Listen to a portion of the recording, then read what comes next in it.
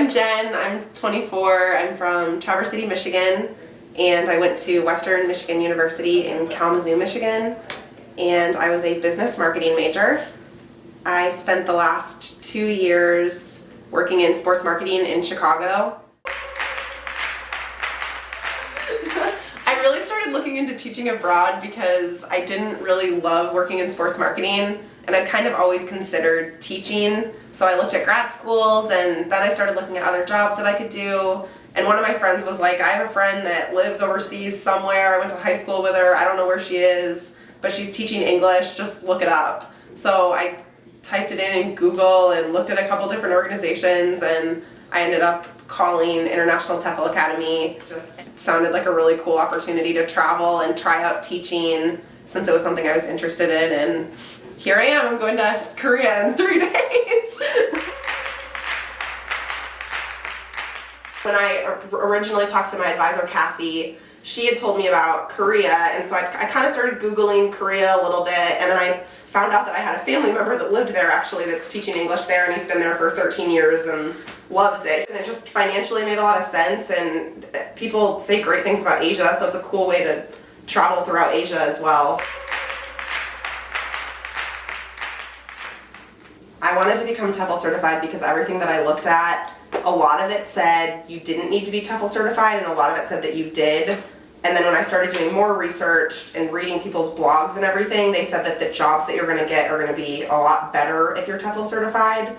And then even throughout the interview process, the people that I spoke with at schools, they wanted your TEFL certification. Like, they wanted to make sure that you had it. And never having taught before, I feel more comfortable being TEFL certified, and I feel like I know a lot more about teaching than a lot of people that wouldn't be TEFL certified. I think one of the main concerns I had when I first started looking up different organizations to go through was there's so many, and I don't know how you choose the one that you're going to go with. And I ended up picking the International TEFL Academy because it was based in Chicago, for one. It's a legit organization. It's not just some random company that doesn't even have an office. They know what they're talking about. They're happy to talk about it. It's just great. It was just really cool to be in the office and see what they do on a daily basis, and just know that I felt comfortable with the organization that I was going with.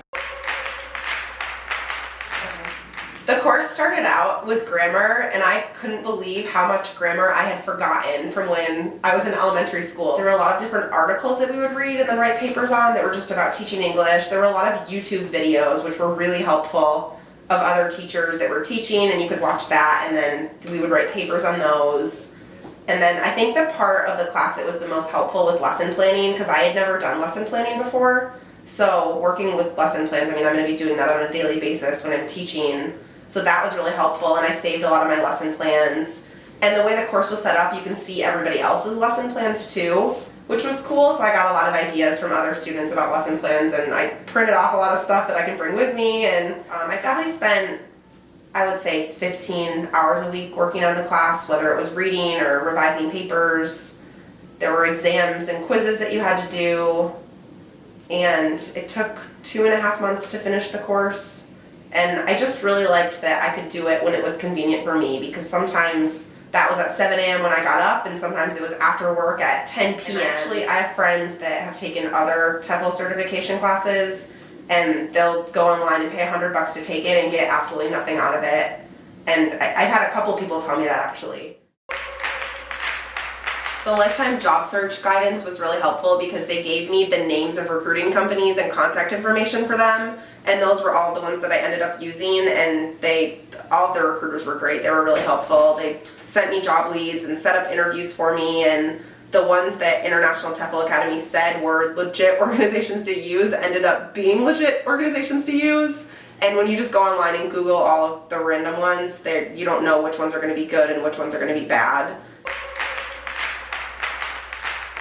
After I accepted the offer at the school that I wanted, I was informed that my flight's arranged, my manager picks me up from the airport, which was huge for me. I was the most nervous about getting off the plane and not knowing what to do, and he picks me up. He asked me to send him a picture of what I look like so he can find me, and I'm assuming that it's going to be like in the movies where they hold a sign with your name on it, and then you can find them, so I'm not as nervous about that.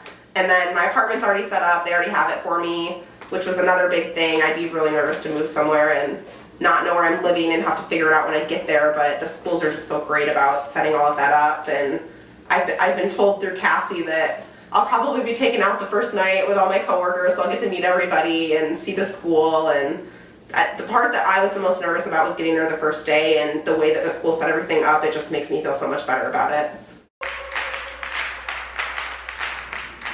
If I had friends that were interested in doing this but were really nervous about it, I think it's a cool opportunity. I mean, we're young, we don't really have that many responsibilities, and it's a good way to travel without having to save a ton of money and go do it. Like, you have a job, so you're really immersed in the culture, and it's a cool learning opportunity. It's a really cool way to see different places in the world, and I kind of feel like, why not? I mean, it's probably the only time in my life I'll ever be able to do something like this, and I think any of my friends, I would tell them the same thing. You're never going to get this opportunity again. You're going to be married with kids and have a full-time job, so I just think now's the time to go do something like this.